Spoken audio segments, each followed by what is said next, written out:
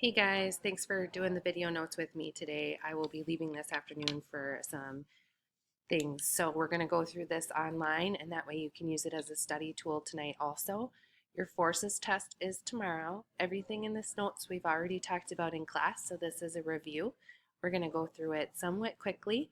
Please fill in the blanks on your Cornell notes as you go through the notes, and then we will fill in the questions on the Cornell notes together in class tomorrow. Please be prepared for the test tomorrow. If it's on the notes, it's on the test. All right, here we go.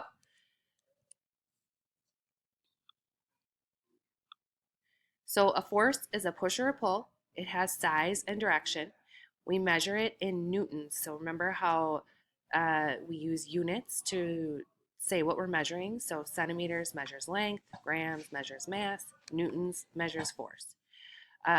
We use a spring scale, which is the tool we use, just like we would use a meter stick to measure meters or a balance to measure mass. A lot of the forces we cannot see, but some we can see. Forces affect the motion of the objects. They are represented with a vector.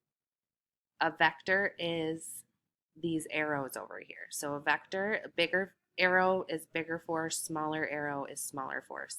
And it also shows you the direction.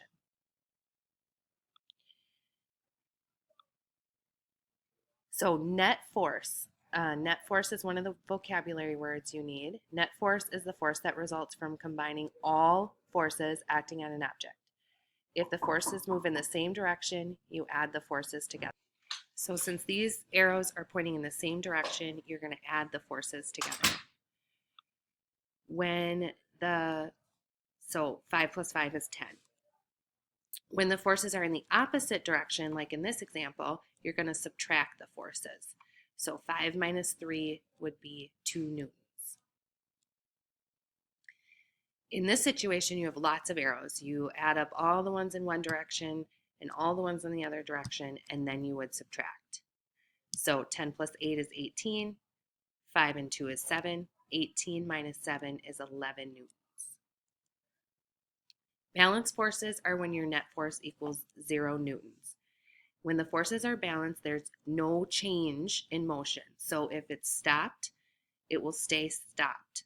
If the box is sitting there and the forces are balanced, the box will stay where it's moving. But it also means the motion doesn't change. So if an airplane is on cruising speed of 500 miles per hour in the air and it stays at 500 miles per hour, the forces are also balanced on the airplane. Unbalanced forces would cause the airplane to speed up, slow down, or change direction. So if you have constant speed or no motion, you have balanced forces.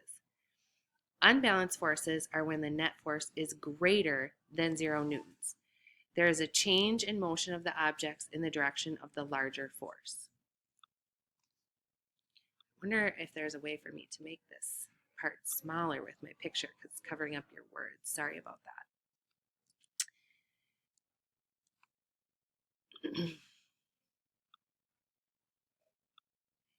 Okay, so in this picture, all the forces are balanced. The 5 cancels out the 5 going left and right. The 2's cancel out going up and down. So the object would not have a change in motion.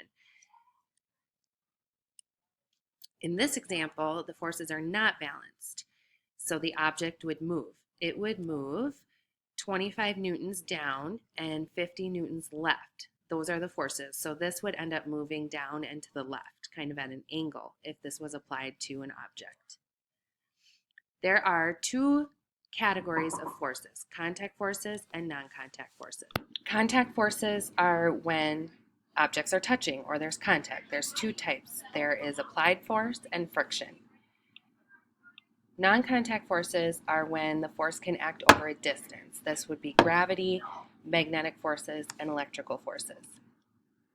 Gravity is the force of attraction between 2 objects due to their masses. A larger mass is going to have more gravity. So the big Earth has a lot of gravity pulling you down, where the smaller moon has less gravity pulling you down. Mass is a measure of the amount of matter in an object. It does not depend on gravity. Weight, on the other hand, is a measure of force. Weight does depend on gravity. So your weight can change based on the gravity you're exposed to, but your mass would stay the same. Watch this video here, and then you're going to summarize what you learned in your notes.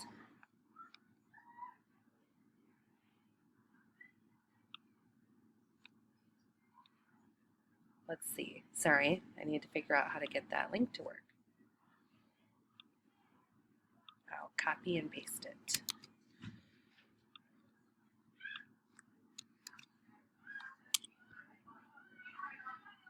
I have not always been in my current science teacher form. I was once younger, thinner, cooler, and better looking. Then I began to grow, mentally, spiritually, and of course, physically, to the point that I weighed 210 pounds of nerdy awesomeness. But I had ambition to weigh less, to become more attractive to the ladies. So where did I go? If you said the gym, you're so wrong.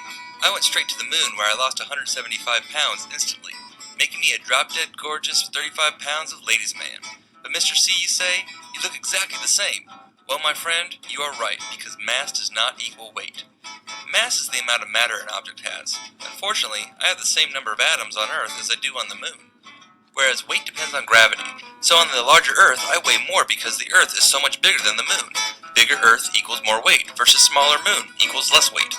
So what did we learn? Mass is not weight. Mass is the object's amount of matter. Weight is how we measure gravity. And while going to the moon will help me lose weight, it won't burn off those troublesome love handles. For more great science videos, like or subscribe to the link below. Until next time, this is Mr. C. Okay, so take a moment, pause the video, and write a summary of what you just learned about mass and weight. This is going to be an essay question on the test, so you need to be able to explain it in your own words. We're just going to go over the last few types of forces. Magnetic force is the force of attraction or repulsion by moving or spinning electrical charges.